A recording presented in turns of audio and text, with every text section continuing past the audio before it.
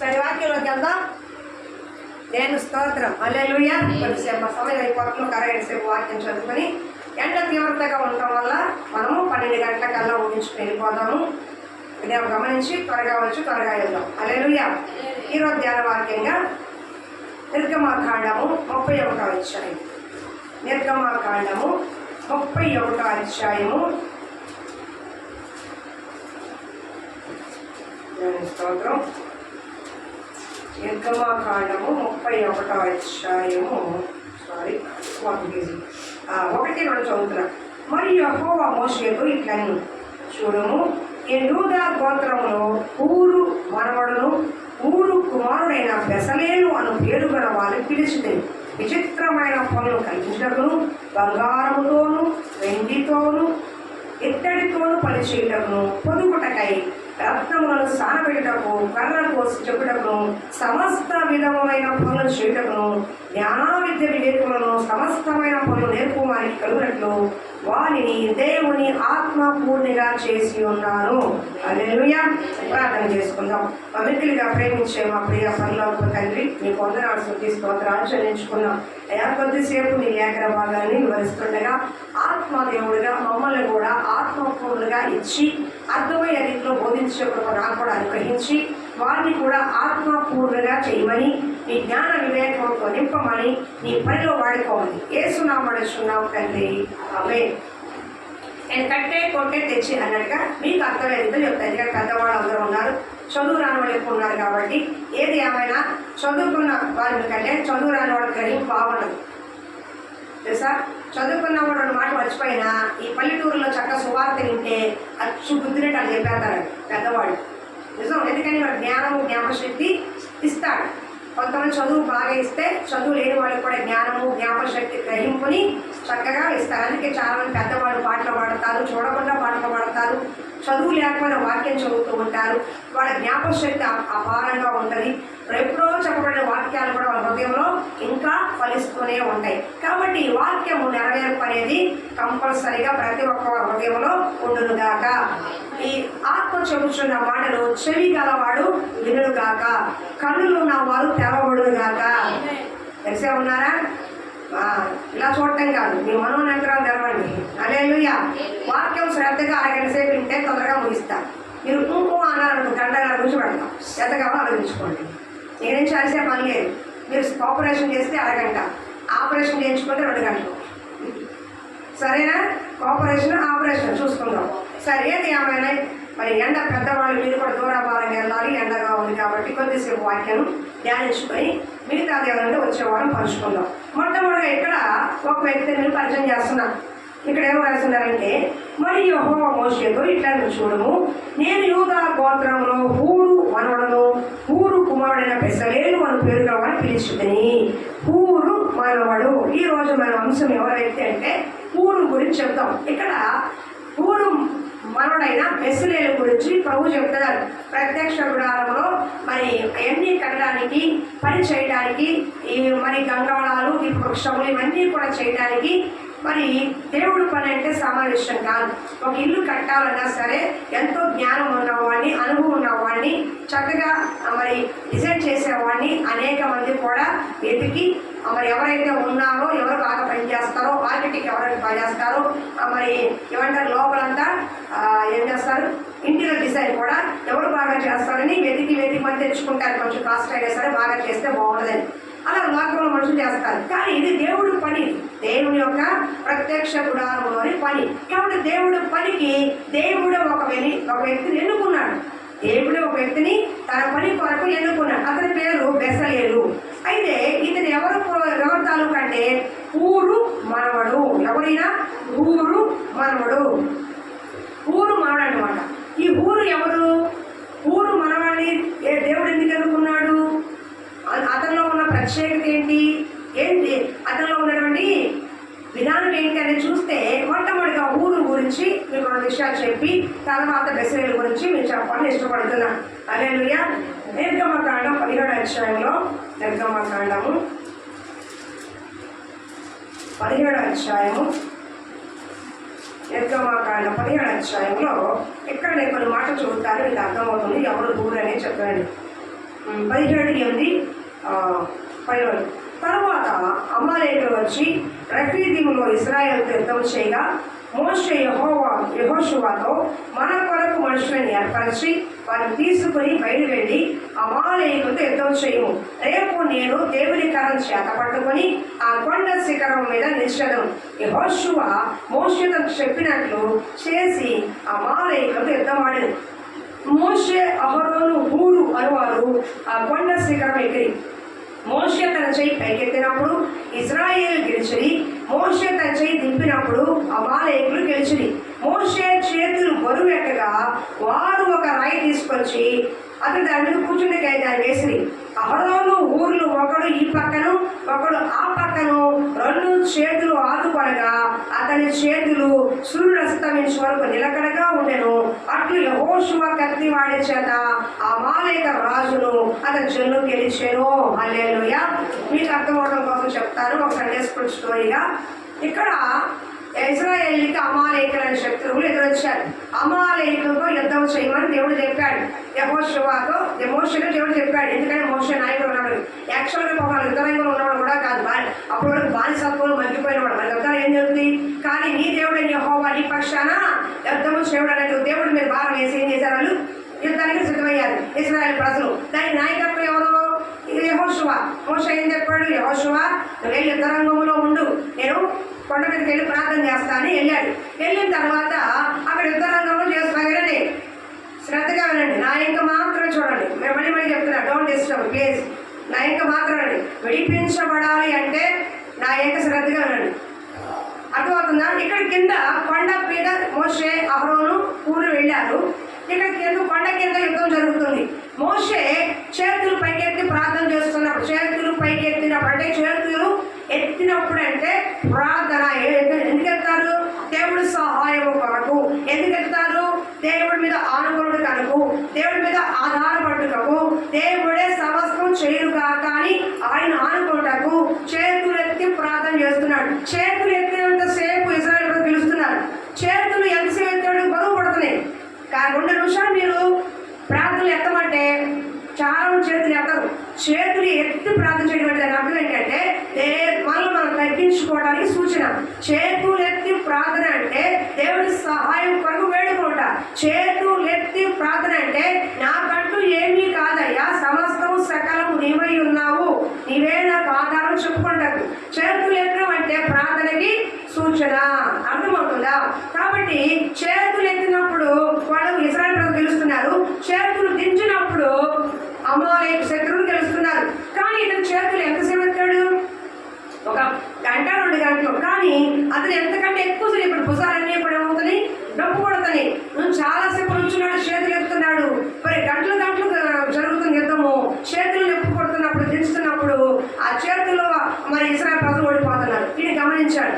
అప్పుడు ఒక రాయి తీసుకొచ్చి మోషే గారిని కూర్చోబెట్టి వీళ్ళు ఏం చేశారంటే అహరోను ఈ పక్కన వినండి, ఈ చెయ్యి ఇలా పట్టుకున్నారు. ఇక్కడ ఏం చేస్తారు? కింద ఇలా ఎత్తాలి కదా, ఈ చెయ్యి సపోర్ట్ అనమాట, దిగకుండా. వినండి, చెయ్యి ఇలా సపోర్ట్. ఇక్కడ అహరోను, ఇక్కడ ఊరు. ఈ చెయ్యి ఊరు పట్టుకున్నాడు, ఈ చెయ్యి అహరోను పట్టుకున్నారు. అప్పుడు ఏమవుతుంది?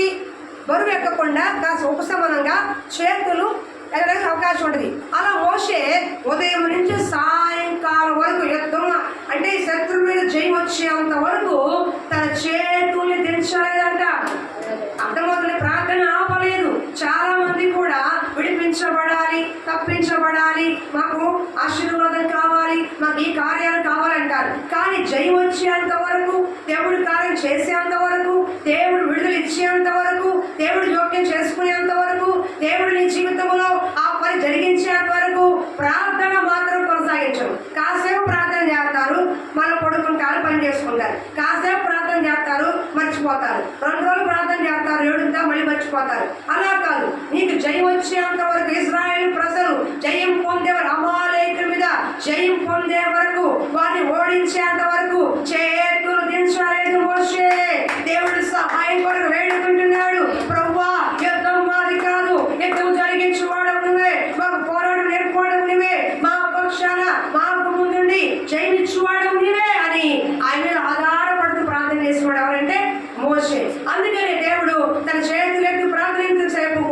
సాయంకాలం వరకు ఆ చేతులు ఎత్తి ఉంచాడు.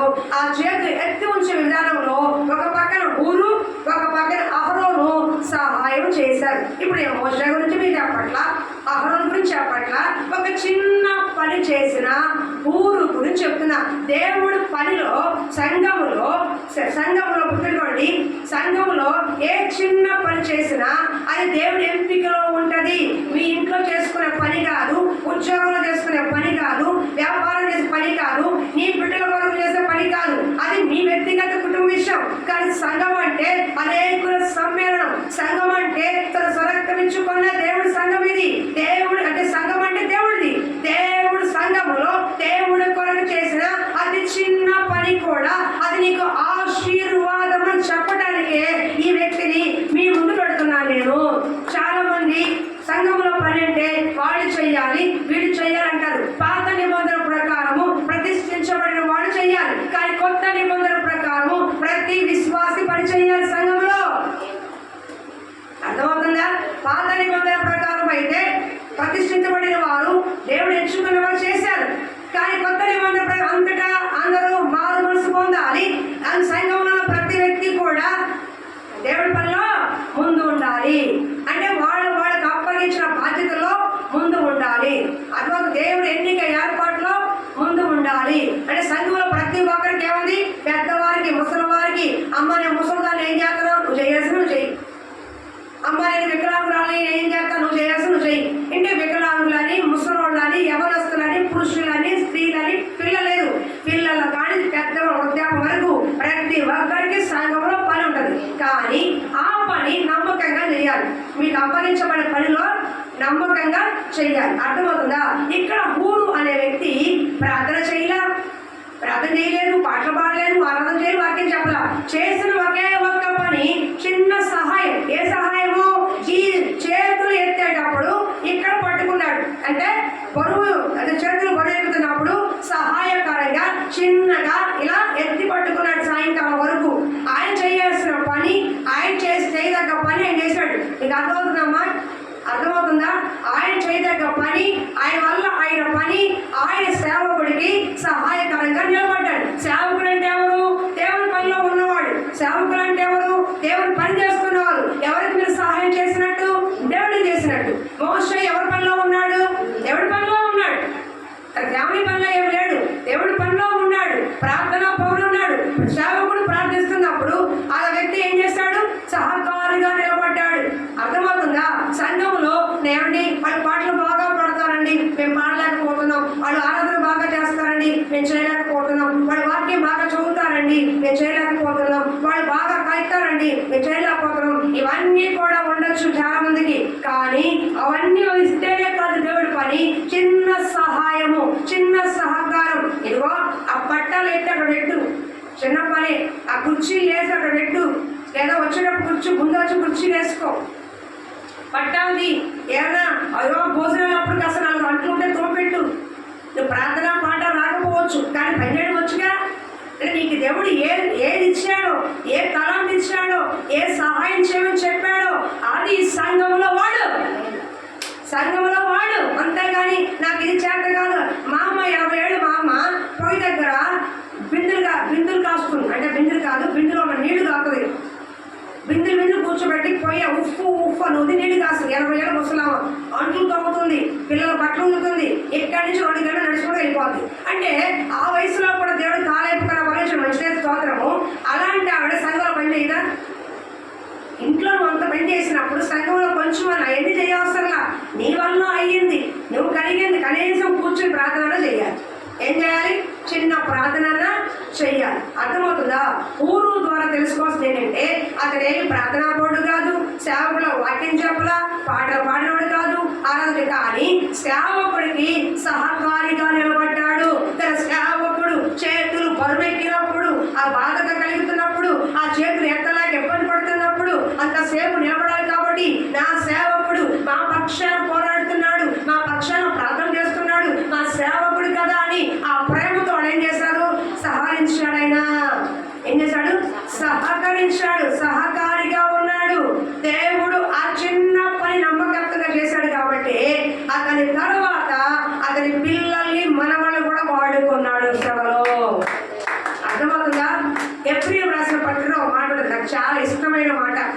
పదే పదే జ్ఞాపకం వస్తుంది. సేవా పరిచయంలో ఉన్న వాళ్ళకి ఎక్కువ చెప్తా. అంటే సేవా పరిచయం లేడు కానీ అంత నమ్మకస్తులు ఓపెన్ చెప్తున్నారు, వస్తే చెప్తారు, మళ్ళీ చెప్తాను ఈ మాట. ఏప్రిల్ రాసిన పత్రిక 6వ అధ్యాయం 10వ. ఏప్రిల్ రాసిన పత్రిక 6వ అధ్యాయం 10వ చూస్తున్నాము. ఒకసారి చదువుతాను. 6వ అధ్యాయము 10వ. హల్లెలూయా. అయితే ప్రియులారా 6:10 మీరు చేసిన కార్యమును మీరు పరిశుద్ధులకు ఉపచారం చేసి ఇంకను ఉపచారం చేయని చేత తన నామం బట్టి చూపిన ప్రేమను మనుషులకు దేవుడు అన్యాయస్తుడు కాదు. హల్లెలూయా. వినండి, మీరు చేసిన కార్యములు అంటే దేవుడి కొరకు మీరు ఏ కార్యము చేశారో, ఏ పనులు చేశారో, సేవకులకి పరిశుద్ధులకి ఏ ఉపచారం చేశారో, ఏ సత్కారం చేశారో, ఏదో ఒక సహాయం అందించారో, ఏ ఆహారం పెట్టారో, ఏమి ఇచ్చారో, ఇవన్నీ కూడా మర్చిపోవడానికి దేవుడు అన్యాయస్తుడు కాదు. అర్థమవుతుందా? అన్యాయస్తుడు కాదు సుమా. అర్థమవుతుందా? ఉదాహరణకి ఒక మాట చెప్తా. ఏలియా గారిని ఏలియా కరువులో ఉన్నప్పుడు సారేపాత గ్రామంలోకి వెళ్ళి విధవరాల దగ్గర ఉన్నాడు. విధవరాల దగ్గర ఉన్నప్పుడు కొడుకు ఉన్నాడు అన్నమాట. కొడుకు విధవరాలి పాపం 3.5 ఏళ్ళు చక్కగా తృప్తిగా తిన్నారు, పోషించబడ్డారు, అయిపోయింది. తర్వాత కొంతకాలానికి కొడుకు చనిపోతాడు. కొడుకు ఏం చేస్తాడు? చనిపోయినప్పుడు ఏలియా దగ్గరకు వస్తుంది. అయ్యా నా కొడుకు చనిపోయాడంటే ఏలియా అంటాడు, అయ్యా నాకెంత ఉపచారం చేసింది, నాకెంత మేలు చేసింది, నాకు కష్టకాలం ఆహారం పెట్టిన స్త్రీ అయ్యా, నువ్వు ఏర్పాటు చేసిన స్త్రీయే, కానీ కష్టకాలం నాకు ఆహారం పెట్టిన స్త్రీ, నాకు ఉపకారం చేసిన స్త్రీ, కాబట్టి చేసిన మేలుకి ప్రత్యుపకారంగా తనకి మేలు చేయడం వారు ప్రార్థన చేసి ఆ బిడ్డను బ్రతికిస్తాడు ఏలియా దేవుడి నామములో. అంటే తను చేసిన ఆ ఉపచారము, తను చేసిన ఆ సత్కారము, తను పెట్టిన ఆహారము, తను చూపినటువంటి ఆ ప్రేమ అభిమానము, తను సేవకుల పట్ల కలిగి ఉన్నటువంటి భయభక్తులు శ్రద్ధాశక్తులు సేవకుడు ఏం చేసి జ్ఞాపకం చేసుకుని, సేవకులు అందరూ జ్ఞాపకం ఉండరు, బాగా జ్ఞాపకం చేసుకుని. విశ్వాసులు ఎంతమంది ఉంటారు కానీ అందరూ సేవకుల జ్ఞాపకాల్లో ఉండరు. ఎవరుంటారు తెలుసా? ఎవరైతే దేవుడి కోసం ప్రయాసపడతారో, సేవ నిమిత్తం ప్రయాసపడతారో, సేవకుల్ని తమ దేవుడిగా అంటే దేవుడి బిడ్డలుగా దేవుడి స్వరూపంగా భావించి భయభక్తులు కలిగి శ్రద్ధాశక్తులు కలిగి విధేయతతో గౌరవ మర్యాదతో ఎవరు ఉపచారం చేస్తారో వారిని గుర్తిస్తారు సేవకులు. సూర్యమీరాలు కూడా అలాగే చేసింది. దీన్ని డబ్బు కోసం పెట్టేది కాదు. అక్కడ డబ్బు పెట్టాల, ఆహారం పెట్టినాడు. అర్థమవుతుందా? పక్కన పెట్టండి, డబ్బు పెట్టే కావాల్సింది. అంటే ఏం చూపించాం సేవకుల పట్ల? దేవుడి పట్ల ఏం చూపించాలి మనము? భయభక్తులు శ్రద్ధాశక్తులు. అర్థమవునా? ఊరు ఏం చూపించాడు సేవకుల పట్ల? భయభక్తులు చూపించాడు, శ్రద్ధాశక్తి చూపించాడు, నా సేవకులు కష్టపడుతుందని ఆలోచించాడు, చేతులు లేపలేమని అనుకున్నాడు, చేతులు లేపలేకపోతే ఎత్తలేకపోతే ఓడిపోతున్నారు, నా చెల్లి ఓడిపోతున్నాను అనుకున్నాడు. నేను చేయగలిగింది ఏంటి? యుద్ధం చేయలేను, అక్కడికి వెళ్ళి ఈయనలాగా ప్రార్థన చేయలేను, ఒక పని చేస్తా, ఈయన చేయబట్టుకుంటా, ఈయన చేయబట్టుకుంటా అని ఆ చెయ్యి పట్టుకున్నాడు సాయంకాలం వరకు. ఏమయ్యా మోసే, నువ్వంటే నాయకుడివి, నీకు తప్పదు, నువ్వు ఎత్తి పట్టుకోండి, 7 ఎంతసేపు పట్టుకుంటానయ్యా అని ఇసుకుని వెళ్ళిపోవాలా, మధ్యలో వదిలేసి వెళ్ళిపోవాలా, అలా పడేసి వెళ్ళిపోవాలా. ఇప్పుడే వస్తాను, టీకి వెళ్తాను, దీనికి వస్తాను, బాత్రూమ్కి వెళ్తాను. ఇది 33 సార్లు తిరగలేదు. అదొక సేవా పరిచయంలో ఒక్కసారి వెళ్ళిపెట్టామంటే పని పూర్తయ్యే వరకు ఉండాలి. ఒకవేళ మోసే ఉదయకాలం ప్రార్థన ఆరంభించాడు, యుద్ధం ఆరంభించాడు. మళ్ళా యుద్ధం సాయంకాలం ముగిసేంత వరకు కూడా ప్రార్థన చేస్తున్నా లేదా? చేస్తడా లేదా? కళ్ళు మూసుకుని చేస్తడా లేదా? తెలిసాడా?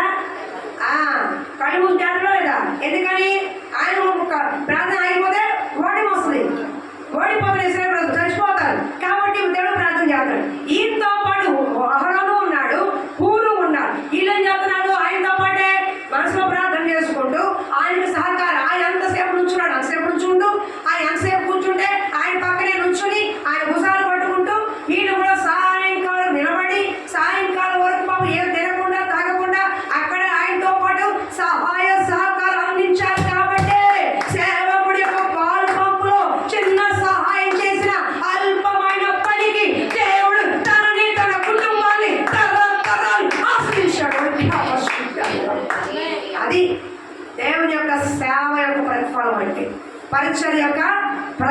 అంటే. మీకు అర్థమవుతుందా? మీకు ఒక పని చెప్పానంటే ప్రారంభం కాడించి అది ముగిసి ఇంకా అయిపోయింది పని, ఈ రోజుకి సమాప్తం అయిపోయింది అనుకునేంత వరకు ఆ పని చేయాలి. అంతేగాని ఇప్పుడే వస్తాను, అటెళ్ళు వస్తాను, ఒక గంటకు వస్తాను, మళ్ళీ ఇంటికి వెళ్ళి వస్తాను, మళ్ళీ చూసుకుని వస్తానంటే పని అది సుమా. దేవుడి జీవము గల దేవుడి సంఘములో భయభక్తులతో చేయాల్సిన పని, భక్తి శ్రద్ధతో చేయాల్సిన, భయముతో ఒడుగుతో చేయాల్సిన, సాక్షాత్తు నేను చేస్తున్న పని దేవదేవుడికి ఆయన చేయాలి. ఒక మాట చెప్తా వినండి. ఇక్కడ పూజ చేసే వాళ్ళు మెట్లు కడుగుతారు, వాళ్ళు కడుగుతారు, లేకపోతే అంతగా చూడాల, కానీ వాళ్ళు శుభ్రంగా కడుగుతారు. వాళ్ళు చూసినప్పుడు ఏం చేస్తారు, ఆ శుభ్రంగా రుద్ది కడిగి ఒక్కొక్క మెట్టు చెప్పులు కూడా వేసుకోకుండా తలస్నానం చేసుకొని ఒక్కొక్క మోకాళ్ళ మీద అవసరం ఎక్కేసి, మోకాళ్ళ చెప్పులు అరిగిపోయినా కరిగిపోయినా నల్లగా పడ్డా చీరిగిపోయినా ఆ మోకాళ్ళు ఆపకుండా ఒక్కొక్క మెట్టు ఎక్కువ వాళ్ళు పూజ చేస్తారు. ఒక 10 మెట్లు, ఇంకొక 20 మెట్లు, ఒక 50 మెట్లు అనుకోండి, చేస్తారా చేయరా? ఒక 2 మెట్లు నేను కడిగాను అన్నాడు, నేను పోతుంది దేవుడా రేపు చూసుకుంటాను అంటారా? అది 4 మెట్లు కడిగాను వచ్చి వాళ్ళు వస్తాను అంటారా? ఉదాహరణకి ఒక ఆవిడ 10 మెట్లు కడుతాను అన్నారు, కడిగితే కడదా ఎనకొస్తారా? మరి మీకేమొచ్చింది? ఇక్కడ మెట్లు లేవుగా. ఇక్కడ తుడవండమ్మా అంటే చాలు, ఆ మూల చెప్తా ఈ మూల పొద్దున ఒక ఆవిడ అంటుంది, ఏమండి ఆ మూల ఈ మూల అని చెప్తాను ఎవడుతున్నాను అడిగినాడు. పొద్దున ఒక మహాతల్లి ఆబ్సెంట్ అయ్యింది, ఇంకొక పిలిచి ఊడమ్మా అంటే పాపం లోపల ఒక్కటి కొత్తవాడి కదా లాగి ఊడిచింది, మొత్తానికి చెత్త వచ్చిందంట ఈ మూల. మా వాళ్ళు ఏం చేస్తారు, ఇదే రూటు, ఈ రూటు వద్దు, ఇదే మా రహదారి, ఈ రహదారిలో ఉడుకుతాము, ఈ రహదారి తుడుతాము. కుర్చీ కింద మట్టి ఉంటే మాకేమి, ఆ కింద ఉంటే మాకేమి, బీరువా కింద ఉంటే మాకేమి, టీవీ కింద ఉంటే మాకేమి, పోడింగ్ కింద ఉంటే మాకేమి, మాకు కనిపించిందే మేము ఉడుతాం. ఇక ఆ మూల ఈ మూల ఒక సంబంధం లేదు, ఇక్కడ చెత్త ఉన్నాయి చుట్టూ ఉన్నాయి. అది దేవుడి పని అండి కాదు. అవసరమైతే ఇదివరకు ఇప్పుడంటే ఏమని మాపుకారులు వచ్చింది, మరి అంతకుముందు మోకాళ్ళు వంచి తడిగొట్టు, ఇప్పటికి చాలా మంది పెట్టుకుంటారు తడిగొట్టం. మాపుకారు పనులకు ఇష్టం ఉండదు, మోకాళ్ళు వంచి మోకాళ్ళతో తిరుగుతా కింద క్లాప్ తీసుకుని శుభ్రంగా తుడుపుతారు. అసలు దానికి బెస్ట్ లేదు, దానివల్ల ఆరోగ్యానికి ఆరోగ్యం అవుతుంది, చక్కగా నీట్గా శుభ్రంగా అవుతుంది. రాయి తెల్లగా అయిపోతుంది, నల్లగా తెల్లగైపోతుంది, రుద్ది అయిపోతుంది, షైన్ వచ్చేస్తుంది. అవునా కదా? అంటే ఏంటి, పడిన కష్టానికి. నేనేం చెప్తున్నానంటే ఇది దేవుడు మందిరం, మీ ఇల్లు మా ఇల్లు కాదు, ఎక్కడ పడి పరమయ్యడానికి. నేను ఇక్కడ వచ్చి నేను చెప్తున్నా, మీ అందరూ ఉన్నారు కదా, 6 ఏళ్ళు అవుతుంది వచ్చి. నేను ఈ 6 సంవత్సరాల్లో ఏ రోజన్నా మీరు మా ఇంటికి పని చేశారా? చెయ్యటం చూద్దాం, ధైర్యం ఉన్నవాడు వెళ్తలేదు, అసలు చేయించుకోవాలి. నేను కష్టంలో ఉన్నా, బాధలో ఉన్నా, జ్వరంలో ఉన్నా, ఓవర్ బ్లీడింగ్ అవుతున్నా, ఎన్ని ఇబ్బందుల్లో ఉన్నా, లెగలేని పరిస్థితులు ఉన్నా, ఒకరోజైతే నడుము ఎందుకో సడన్గా బెణికి వారం రోజులు ఇబ్బంది పడ్డా, అసలు వంగలేకపోతున్నా, గోడ పట్టుకుని నడవాల్సిన పరిస్థితి వచ్చింది. అలాంటి సందర్భంలో కూడా తెచ్చుకోవడం తెలుసు, వాళ్ళు రాలా, నేను పిల్లల. అర్థమవుతుందా? అంటే మీకు ఎంత ప్రేమో, మీ ప్రేమ తట్టుకోలేక మీ పిల్లల. సహజంగా నాకు ఆలోచన ఎన్ని బాగుండి నేను చేసుకుంటాం. కనీసం సేవకులను ఎప్పుడు సహరించాలి? కనీసం లెగలేని పరిస్థితుల్లో ఇబ్బందుల్లో ఉన్నప్పుడు సహరించాలి. కానీ మనవాళ్ళు కనీసం చెయ్యాలా వద్దని అడగరు. మీకు కఠిన మనసు చూసి మాకేమనిపిస్తుంది, చేయించుకోవాలనిపిస్తుంది. అంతే కదండి, చేయించుకోవాలని అనిపించదు. అర్థమవుతుందా? ఉపచారం ఎప్పుడు చేస్తారు సేవకులు? మీరు పరిశుద్ధులకు ఎప్పుడు చేస్తారు? కనీసం వృద్ధాప్యం ఉన్నప్పుడు, లెగలేని పరిస్థితుల్లో ఉన్నప్పుడు చేయడం కామన్. కొంతమంది ఉంటారు కాలు చేయి అన్నీ బాగుంటాయి, అంట్లతో మట్లకు వచ్చాయి ఇది చేయించుకుంటారు. సేవకులు అడ్డం ఏం చేస్తారు, మాకు చేస్తే దొబ్బించండి అంటారు. ఆయన కాల్ చేయ బాగాలేదు, ఇక దొబ్బడాయా, పర్మిషన్ పెట్టుకో, డబ్బులు ఇచ్చి ఏమైంది? ఇప్పుడు నిజంగా ఒంట్లో బాగుందంటే దారి లేదు, చేసుకుని దారి లేదు, బెడ్ మీద పడుకుంటే ఆ దారి లేదు. ఇక అన్నీ బాగుండి కూడా పద్దాగా అంటుకోవాలి, చేయాలి అదేం పని? ఆ సేవలు మెచ్చుకోవాలి. అదేదో దేవుడి మీద చేస్తే అనుకునే వాళ్ళు అవుతుంది. అదే చెప్తారు కదా అని కొడిసేది చేయించుకో. ఇజ్రాయేలీని కఠినమైన శ్రమ పెట్టారంట. ఏం పెట్టారు? స్వరం ఏం చేశాడు? ఇజ్రాయేలీని కఠినమైన శ్రమ. తోమిందే తోడించుకుంటారు, కడిగించుకుంటారు, పెట్టించుకుంటారు, చేసిందే చేయించుకుంటారు. గంటలు ఆ కంప్యూటర్ సరిపోతుంది, ఏ కంప్యూటర్ అవుతుంది. ఇప్పుడు దేవుడి పని అంటే సత్య చెప్పుకోవచ్చు, అవునా? అదేమంటే ఎవరికేసాలు చేసింటారు కదా, అర్థమవుతుందా? అన్నీ ఒకటి కాదు, సందర్భాన్ని బట్టి సమయోచితాన్ని బట్టి కూడా చూడాలి. అలానే సేవకులు చేయకుండా ఉండకూడదు. పరిశుద్ధులు ఉపచారం చేయటం మంచిది.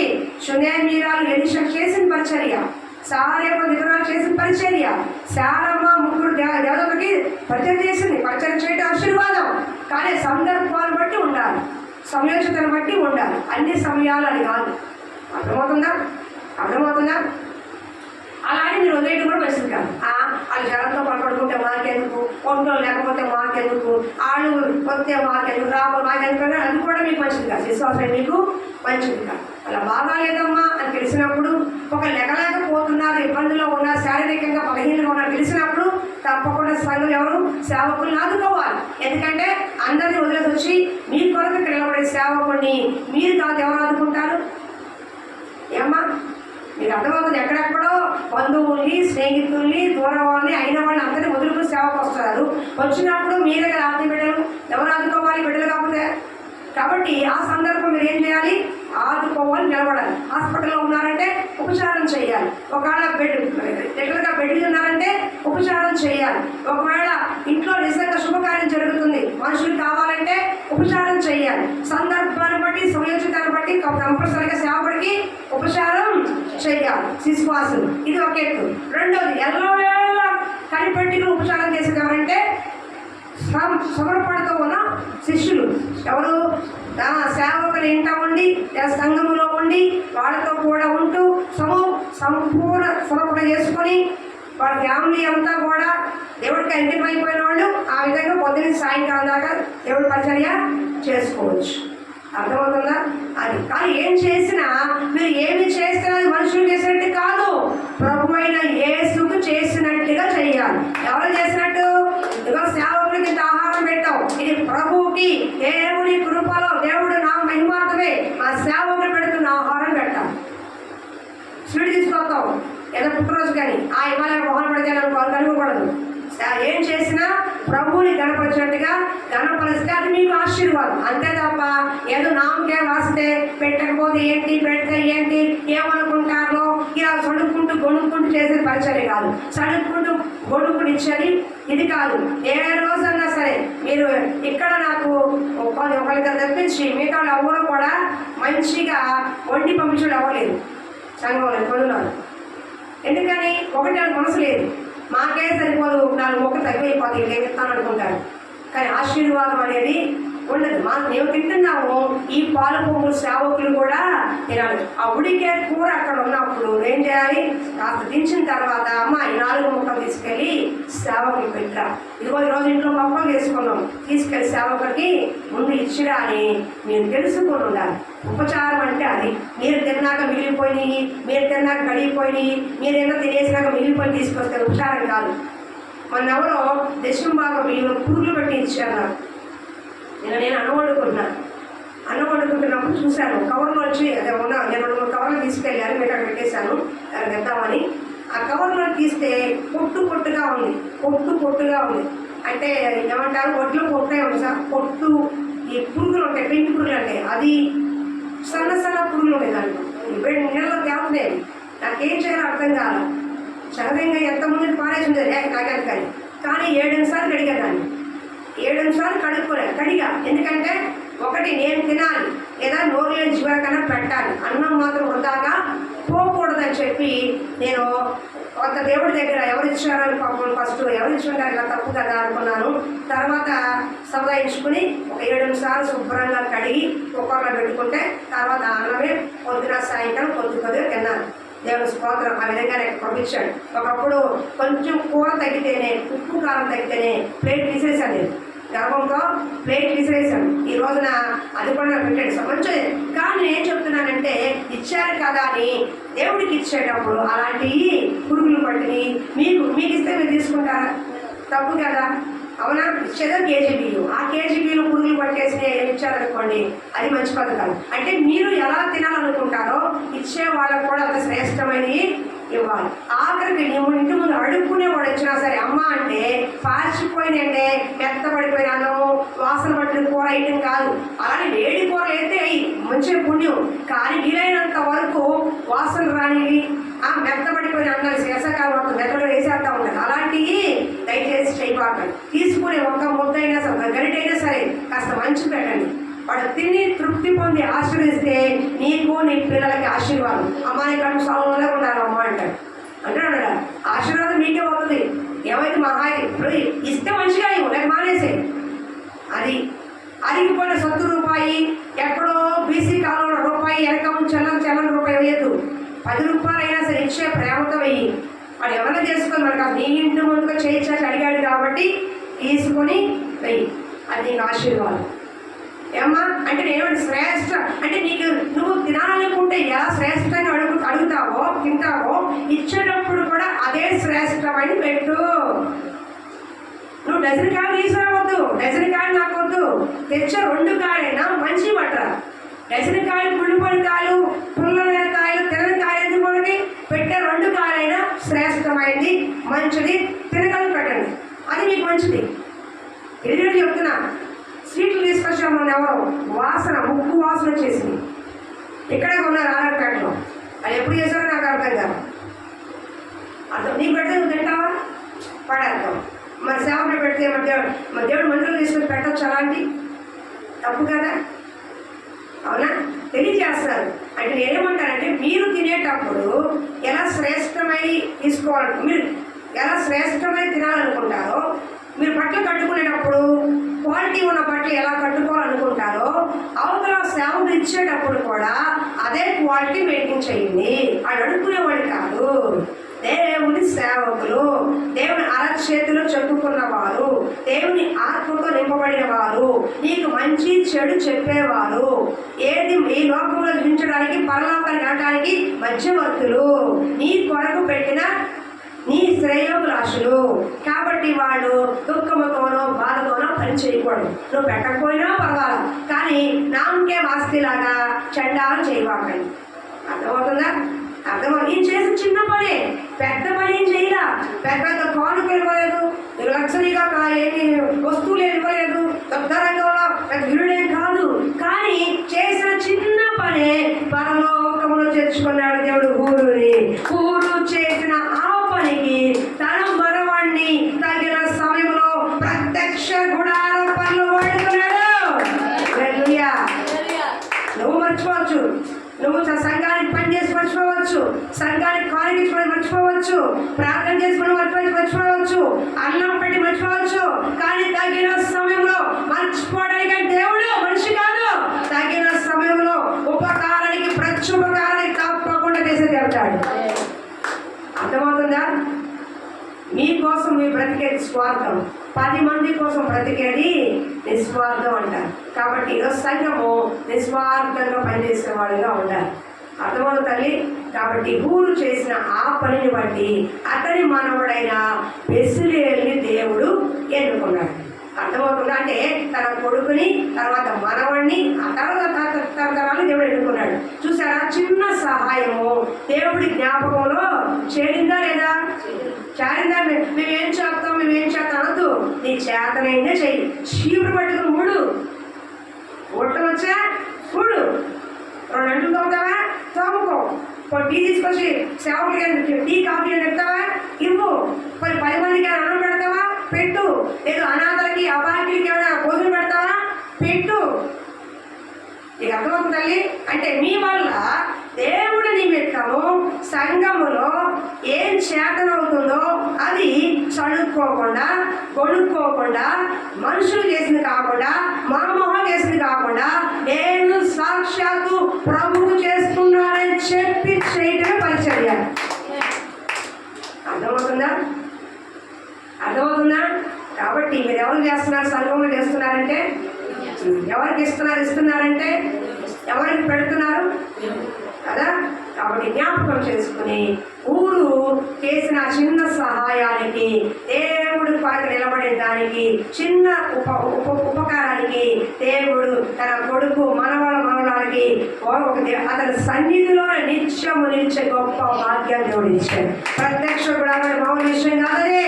యాజకులు పరిశుద్ధులు మాత్రం లోపలికి వెళ్ళి అంత విలువైన ప్రశస్తమైన ప్రత్యక్ష గుడారానికి ఇటువంటి మందసం, ఉదాహరణకి దీపవృక్షం అనుకోండి, ఇదిగోండి ఈ దీపవృక్షం చూసారా, ఈ దీపవృక్షాన్ని తయారు చేసిన బెసలేలు ఆ రోజుల్లో బంగారంతో తయారు చేసింది ఎవరు? ఈ బెసలేలే. వచ్చేవారు ఇతని గురించి చెప్పుకుందాం. ఇప్పుడు నేను పరిచయం చేశాను. బెసలేలు ఎవరంటే ఊరు మనడు. ఎందుకు అంత ప్రత్యక్ష గుడారం? అసలు లేవీలు కూడా లోపల రాదు. అలాంటిది ప్రత్యక్ష గుడారం పనే అంత విలువైన బహు ప్రతిష్టమైన శ్రేష్టమైన పని, సేవకులు పక్కన నిలబడి చేసే పని ఎలా ఇచ్చాడంటే అతని తాత చేసిన ఉపకారానికి ప్రత్యుపకారము దేవుడు అతనికి ఇచ్చాడు. నువ్వు చేసిన పనికి నీ పిల్లల పిల్లలు తరతరాలు ఆశీర్వదించబడతారు. దావీదు, నీకు చూపిన శాశ్వత కృప నీ పిల్లలకు కూడా నేను చూపిస్తాను. నీకు సింహాసనం ఇచ్చాను, నువ్వు నిలకడగా ఉన్నావు, నా హృదయానుసారం గెలుచుకున్నావు, నువ్వు ప్రార్థనా కూడవి, నీతిగా బ్రతికావు, కాబట్టి నిన్ను బట్టి నీ పిల్లలకి ఒక సింహాసనం తప్పకుండా ఇస్తానయ్యా అన్నాడు దేవుడు. ఇచ్చాడు. అర్థమవుతుందా?